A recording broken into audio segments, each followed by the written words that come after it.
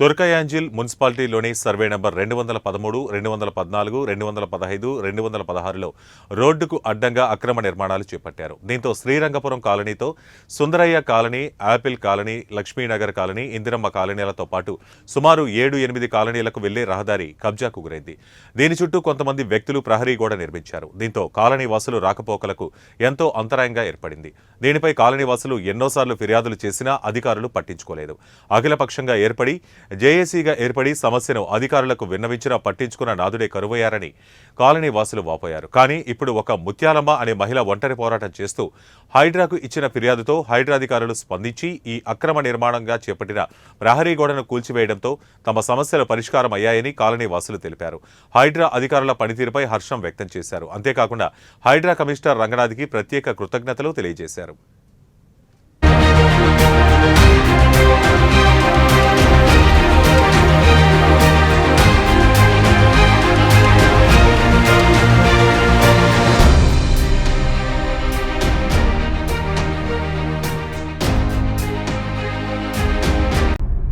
నేను రంగనాథ్ సార్ దగ్గరికి హైడ్రా వచ్చి కంప్లైంట్ ఇవ్వడం జరిగింది. సారు పార్కు కూడా పెట్టించిండు. ఈరోజు రోడ్డు కూడా తీపిచ్చిండు. మున్సిపాలిటీ కమిషనర్ సార్ కూడా మేము ధన్యవాదాలు తెలుపుతున్నాం. సార్ కూడా చాలా ఇది తీసుకుండు దీనిపైన రోడ్డు మీద. కానీ ప్రతిసారి నాకు ఫోన్లు వస్తున్నాయి. హైడ్రా సార్ వాళ్ళు మొత్తం అందరు నాకు ఫోన్లు చేస్తున్నారు. ఇక్కడికి 10 రోజుల నుంచి ఎప్పుడు వచ్చి తీసేసేది తెలియదమ్మా, మీరు బయటికి చెప్పొద్దని చెప్పిర్రు. వాళ్ళు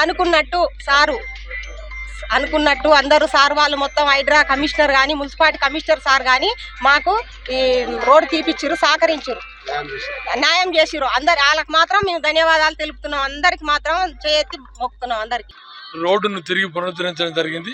2023లో ఎన్నికల సమయంలో ఈ రోడ్డు ఉన్నటువంటి స్థలం నాదే అని చెప్పేసి ఇతరులు కబ్జా చేయడం జరిగింది.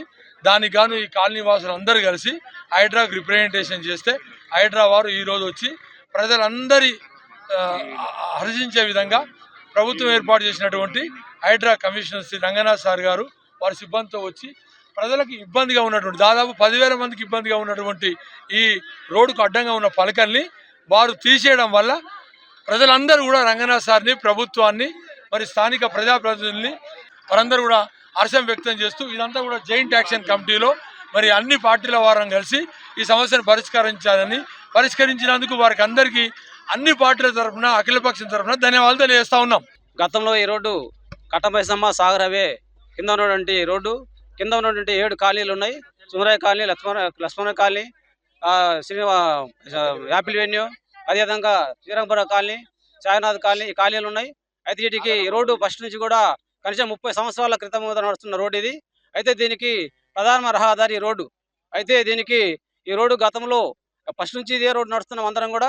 అయితే గత సంవత్సరాల నుంచి కూడా ఈ రోడ్డును ఇక్కడ గోవిందాస్ అని ఆయన అడ్డగించి చుట్టూ పారివాడ కట్టేసి దీన్ని బంధించడం జరిగింది.